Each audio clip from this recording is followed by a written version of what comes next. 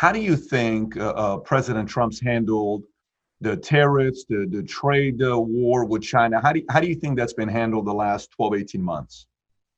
Well, I think one of the results of the last 12 to 18 months is that both countries are trading less in general and with each other. So where we have less of a deficit in trade relative to China because of the tariffs, it hasn't helped our overall trade position in general, because the whole overall world, what has been happening as tariffs have been in play, have been sort of the battlefield, is that economies have also weakened at the same time. Now, you could argue, I could argue that economies have been destabilized throughout the world, U.S. and China, and every country around and in between, because of the uncertainty over tariffs.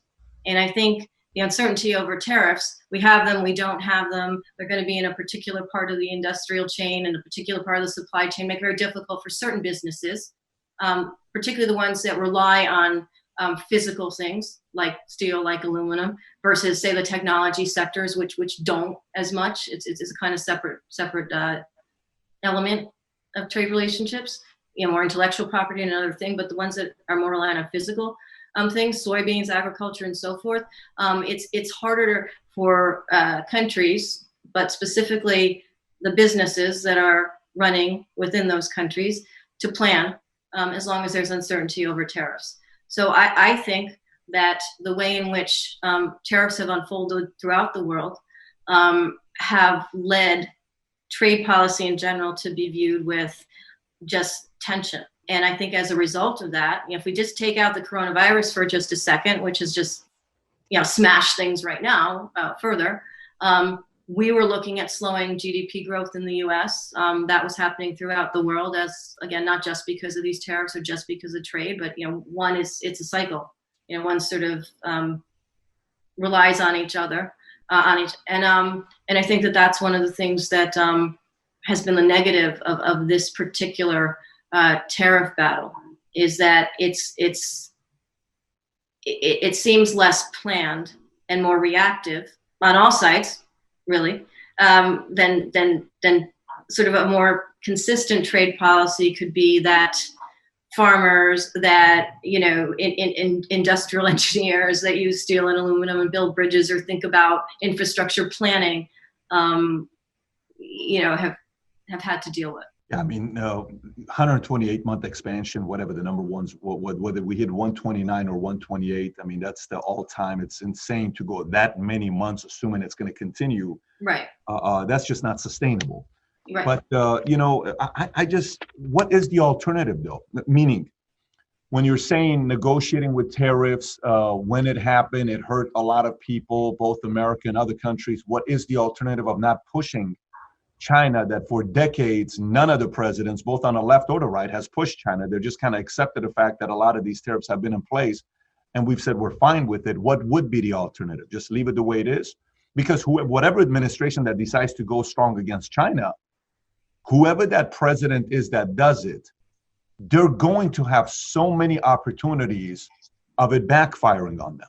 I mean, there's just so many opportunities, because you have 4 years to get it done.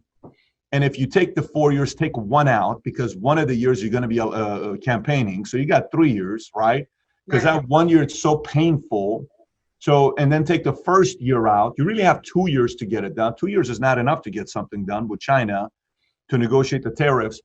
And anybody who takes that position, it's going to be disastrous for their reputation. It could be great, it could be bad. So what approach would you have taken if you're sitting, Trump calls you and says, I want you to be one of my advisors when it comes down to the economy on dealing with China? What counsel, what advice would you give when dealing with China on how to handle the tariffs better than the way it was handled? So first of all, the way it was handled wasn't just about China. There was a lot of tariffs that popped out, to Canada and to Mexico, and then to you, and then EU to us. But what happened was just the way of tariffs became very sort of spotty. Shotgun approach, just kind of like, hey, just put a tariff. I'm going to do this. No, I'm going to do that. No, I'm going to do this. I got it. So it isn't that there weren't certain products that should be protected, on our side, and that there are things that we can negotiate in terms of trade policy, and in terms of whether we call them tariffs or whether we call them, required, which kind of ultimately happened in the phase one deal, purchases to sort of equate fairness amongst the variety of products that we have. So, you buy a certain amount of our agriculture, we'll do something else in return. That kind of conversation in a more fluid way, and around the world, again, because it wasn't just what was happening between the US and China. There was a lot of US and other countries that in which there were these conversations going on as well. And I think that had they been a little more, my suggestion would be to have those conversations be a bit more strategic and sort of fluid from the get-go. That isn't to say that everyone does what they say. It's not to say every country's trustworthy. It's not to say everybody will do what they promise to do. However, in the basis of creating an agreement and a trade policy, I would look at what what our partners need and what we need from them. I would negotiate on those components mostly. If I am looking at trade policy with China, I would sort of ring fence that, and I would try to make it phased from the sort of beginning, as opposed to, I'm going to do these tariffs till this date, and if you don't do this, this is going to happen, and then this is going to happen. And I understand the nature of the sort of market part of that, but what it creates is a lot of instability in the supply chain all around that as well, and that in general has had a deteriorating effect. So it's almost like it's almost like that deteriorating effect made it harder to have the same impact of the trade policy than it otherwise could have been. So I would have probably sat back, said, take a breath, take 10. What do you actually want to accomplish? Do you actually want to involve, wine from France, or whatever? What's the actual focus here? And then look at a multi-tier, potentially multi-phase agreement that works. That's interesting. And by the way, a part of it is also style, on what his style is. He's got a real estate shotgun approach. You're not giving me that deal, I'm going to take this away from you. I'm going to do this, I'm going to do that. So it's well, that's the classic I walk away, right? It's like, you don't want this deal, I leave the room. You deal. Yeah.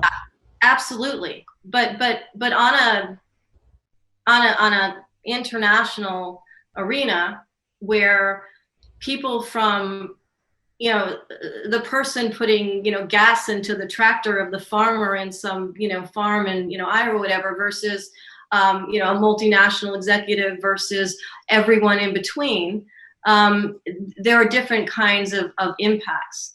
So yes, that is his style. I think history will ultimately look at whether that, was effective, or if other styles are more effective with respect to this trade conversation. Sure. Or conversation. But I also think that in terms of general diplomacy, there could have been a way to do that walk away, but do it in here's our plan, here is kind of what we want to do, and actually have it more sort of laid out and discussed, as opposed to walking away every time and coming back and walking away and coming back. I think that's where the weakness came into play. All around the world from the trade tariff battles. Have you read The Art of the Deal?